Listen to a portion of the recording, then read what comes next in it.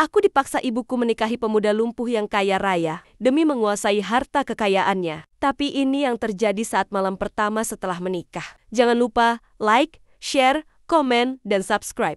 Terima kasih. Selamat menyaksikan kisah ceritaku ini. Aisyah adalah seorang gadis muda yang cerdas dan mandiri. Namun, kehidupannya berubah drastis ketika ibunya, Bu Ratna, memaksanya untuk menikah dengan Reza, seorang pemuda kaya yang dikabarkan lumpuh. Bu Ratna tergiur oleh kekayaan keluarga Reza dan melihat pernikahan ini sebagai jalan keluar dari kesulitan keuangan mereka. Meski Aisyah menolak keras, ibunya terus membujuk dan bahkan mengancam akan mengusirnya dari rumah jika ia tidak menurut. Kamu pikir hidup ini cuma soal cinta? Uang lebih penting. Kalau kamu menikah dengannya, kita bisa hidup nyaman, ujar Bu Ratna dengan nada penuh ambisi. Aisyah merasa hatinya hancur. Ia telah memiliki impian dan cita-cita, namun semuanya runtuh di hadapan keinginan ibunya. Ia mencoba mencari jalan keluar, bahkan sempat meminta bantuan pamannya, satu-satunya kerabat yang ia percayai. Namun, tidak ada yang bisa melawan kehendak Bu Ratna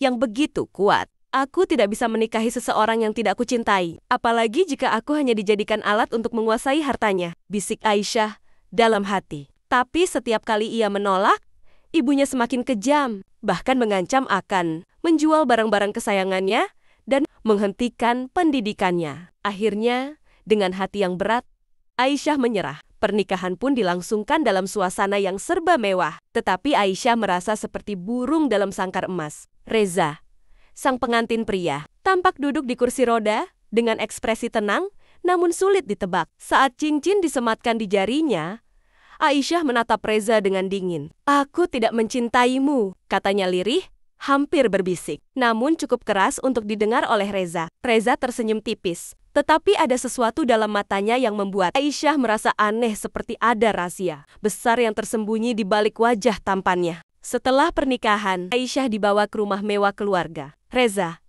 Rumah besar itu terasa begitu dingin dan sunyi, jauh dari kehangatan yang ia harapkan dari sebuah keluarga. Pelayan-pelayan di rumah itu bersikap ramah, tetapi mereka tampak terlalu berhati-hati di sekitar Reza. Setiap hari, Aisyah menjalani kehidupan yang membosankan. Reza lebih banyak menghabiskan waktu di ruang kerjanya, duduk di kursi roda, jarang berbicara dengannya, kecuali saat diperlukan. Aisyah merasa seperti terjebak dalam pernikahan tanpa makna, hanya sebagai boneka untuk memenuhi ambisi ibunya. Namun, ada sesuatu yang terasa janggal. Reza bukan pria yang lemah, seperti yang ia bayangkan. Gerak-geriknya begitu terkontrol, dan matanya selalu penuh perhitungan. Hari demi hari, Aisyah mulai memperhatikan beberapa hal aneh. Setiap malam, ia sering mendengar suara langkah kaki di lorong. Padahal Reza seharusnya tidak bisa berjalan. Suatu kali, ia melihat gelas air di meja Reza berpindah tempat. Padahal, tidak ada pelayan yang masuk ke kamar. Suatu hari,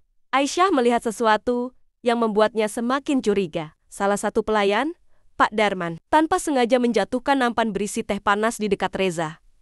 Secara refleks, Reza menggerakkan kakinya sedikit, meskipun ia segera berusaha menyembunyikannya. "Apakah aku salah lihat?" pikir Aisyah. Kecurigaannya semakin kuat ketika ia menemukan obat-obatan di kamar Reza, yang sebenarnya tidak ada hubungannya dengan kondisi kelumpuhan. Ia merasa ada sesuatu yang sengaja disembunyikan darinya. Malam itu, rasa penasaran Aisyah mencapai puncaknya. Ia memutuskan untuk mengintai Reza.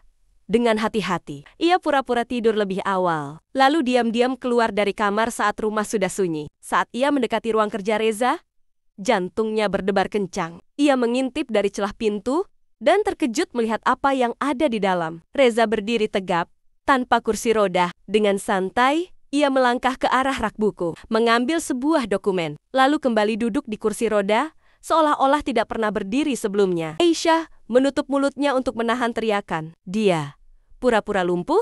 Pertanyaan-pertanyaan mulai berputar di kepalanya. Mengapa Reza berpura-pura? Apa tujuan di balik semua ini? Setelah mengetahui rahasia besar suaminya, Aisyah tidak bisa tidur semalaman. Ia merasa tertipu dan semakin membenci pernikahan ini. Esok paginya, ia memutuskan untuk menghadapkan Reza secara langsung. Ketika mereka sarapan bersama, Aisyah menatap suaminya dengan tajam. "Sampai kapan kau akan berpura-pura lumpuh?" tanyanya dengan suara dingin. Reza yang sedang menyeruput kopi terdiam sejenak, lalu tersenyum tipis. Apa maksudmu? Aku melihatmu berdiri tadi malam. Kau bisa berjalan, bukan? Aisyah menantang. Seisi ruangan menjadi sunyi. Para pelayan menundukkan kepala, seolah takut mendengar percakapan itu. Reza menatap Aisyah dengan ekspresi yang sulit ditebak, lalu meletakkan cangkirnya dengan tenang. Aku tidak menyangka kau akan tahu secepat ini, katanya akhirnya. Aisyah menunggu penjelasan, sementara Reza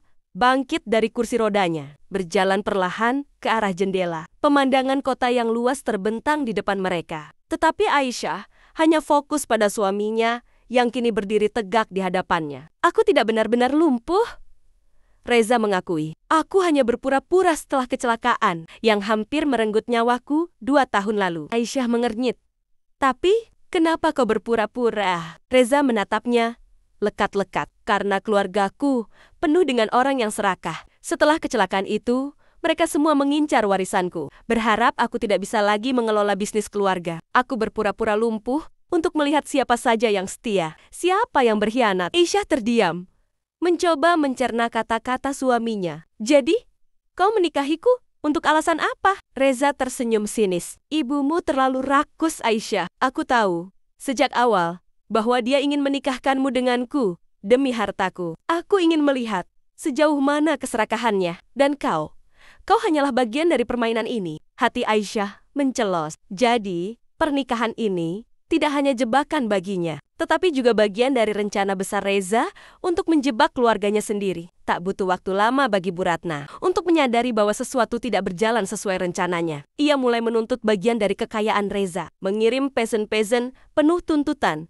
kepada Aisyah. Namun, saat Bu Ratna datang ke rumah Reza untuk menuntut lebih banyak uang, Reza menyambutnya dengan kejutan. Ibu mengira bisa mengendalikan pernikahan ini? Reza berkata dingin, berdiri tegak di hadapan wanita yang mengira dirinya lumpuh. Sayangnya, aku yang mengendalikan semuanya. Bu Ratna terkejut, wajahnya pucat. Kau bisa berjalan? Reza tertawa kecil. Dan aku juga tahu semua rencana licik ibu sejak awal. Aisyah menyaksikan ibunya kehilangan kata-kata untuk pertama kalinya. Sementara itu, hatinya penuh kebingungan. Apakah ia seharusnya marah kepada Reza? Atau apakah ia harus bersyukur bahwa ibunya akhirnya mendapat balasan? Setelah semua kebohongan dan rencana terungkap, Aisyah merasa hatinya hancur. Ia sadar bahwa dirinya hanya bagian dari permainan Reza, sama seperti ibunya. Namun, di balik kemarahannya, ada perasaan aneh yang mulai tumbuh. Sejak awal pernikahan, ia selalu menganggap Reza sebagai pria dingin dan tak berperasaan. Namun, setelah mengetahui alasan di balik kepura-puraannya, Aisyah mulai melihat sisi lain dari pria itu. Reza bukan hanya seorang pria kaya yang sombong, tetapi juga seseorang yang harus bertahan di tengah keluarga yang penuh intrik. Apa yang akan kau lakukan sekarang? Tanya Aisyah suatu malam.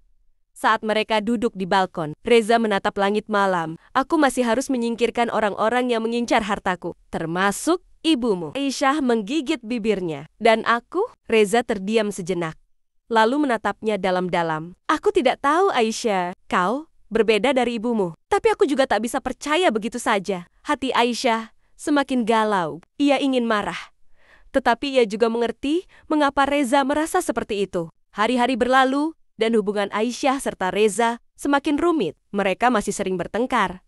Tetapi di sela-sela itu, ada momen-momen kecil yang membuat mereka semakin dekat. Aisyah mulai melihat sisi lembut Reza, cara ia diam-diam memperhatikan saat Aisyah sakit. Bagaimana ia selalu memastikan Aisyah tidak kekurangan apapun, meskipun tetap menjaga jarak. Suatu malam, saat hujan deras mengguyur, Reza menemukan Aisyah menangis di kamarnya. Kenapa kau menangis? Tanyanya. Aku lelah.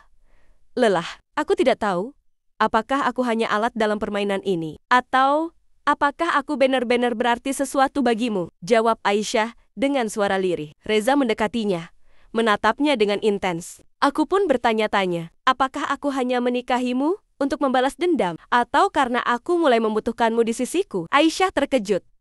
Tapi sebelum ia bisa menjawab, Reza sudah pergi meninggalkannya dengan sejuta pertanyaan di benaknya. Setelah pergolakan batin yang panjang, Aisyah akhirnya mengambil keputusan. Ia tidak ingin hidup dalam bayang-bayang rencana ibunya. Tetapi ia juga tidak ingin menjadi bagian dari permainan Reza yang penuh kebohongan. Ia mengemasi barang-barangnya dan menemui Reza. Aku akan pergi, katanya dengan mantap. Reza menatapnya.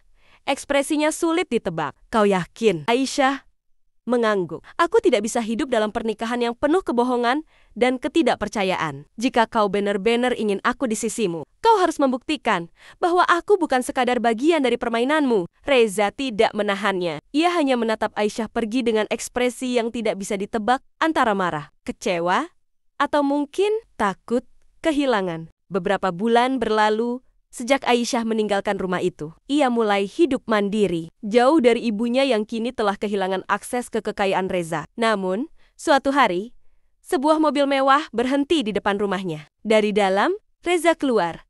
Kali ini tanpa kursi roda, tanpa kepura-puraan. Aku sudah menyingkirkan semua orang yang mengincar hartaku, katanya. Sekarang, aku hanya ingin satu hal.